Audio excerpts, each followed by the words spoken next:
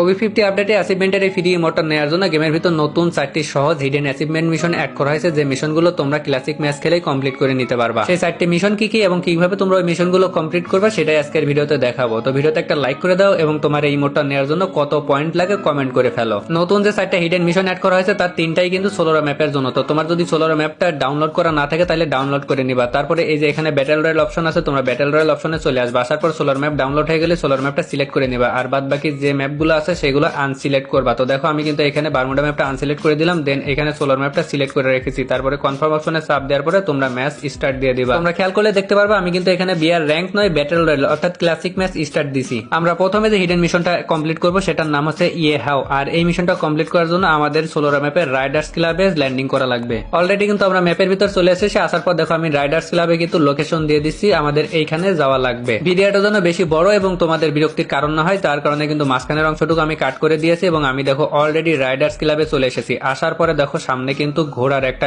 Statue বা মূর্তি আছে। আমাদের কাজ হবে এই মূর্তির কাছে যাওয়া, যার কারণে কিন্তু আমি এই মূর্তির কাছে যাচ্ছি। আর মূর্তির কাছে যখনই যাবা তখনই কিন্তু ইউজ অপশন দেখতে পাবে, আর ইউজ অপশনে চাপ দেওয়ার পরে তোমরা এই ঘোড়ার মাথার পর চলে আসবা। তোমার ক্যারেক্টারটা দেখবা বিভিন্ন অঙ্গভঙ্গি করতেছে। এখানে ওঠার পরে তোমরা 5-10 সেকেন্ড ওয়েট করবা, এরকম তোমার ক্যারেক্টার অঙ্গভঙ্গি করবে, তুমি সেটা দেখে মজা নিবা। দেন তোমার কাজ হবে এখান থেকে নেমে যাওয়া, আর নেমে যাওয়ার সাথে সাথে কিন্তু তোমার মিশনটা কমপ্লিট হয়ে যাবে। এইখান থেকে নামার পর পরে তোমরা কিন্তু গেমটা ব্যাক দিবা না, তোমরা কোনো কিছুর উপর থেকে জাম্প করে অথবা গ্রেনেড দিয়ে অথবা এনিমি সামনে যে মরে যাবা। ব্যাক দিলে হয়তো বা তোমাদের এই মিশনটা কমপ্লিট নাও হইতে পারে, যার কারণে তোমরা এইভাবে মরে যাবা। মরে যাওয়ার পরে যখন তোমরা লবিতে আসবা, আসলেই দেখবা যে নিচের দিকে তোমাদের এই মিশনটা কমপ্লিট হয়ে গেছে লেখা দেখাবে। তো দেখো এখানে কিন্তু আমি লবিতে চলে এসেছি। লবিতে আসার পর দেখো নিচে কিন্তু অ্যাচিভমেন্ট অ্যাটেন্ড হয়ে গেছে। তো দেখো কত সহজ মিশন, মাত্র ক্লাসিক ম্যাচ খেলে ওই ঘোড়ার উপর উঠলেই একটা মিশন কমপ্লিট হয়ে যাবে। আর এই মিশনটা কমপ্লিট করলে তোমরা পেয়ে যাবে 100 পয়েন্ট। সোলোর ম্যাপের যে মিশনগুলো আছে তোমরা একটা ম্যাচেই কমপ্লিট করতে পারবে। আমি তোমাদের দেখানোর সাথে 3টা ম্যাচে কমপ্লিট করে দেখাচ্ছি। 2 নাম্বার যে হিডেন মিশন রয়েছে তার নাম হচ্ছে বিহাইন্ড দ্য ভেইল। এই মিশনটা কমপ্লিট করার জন্য আমাদের সোলোর ম্যাপের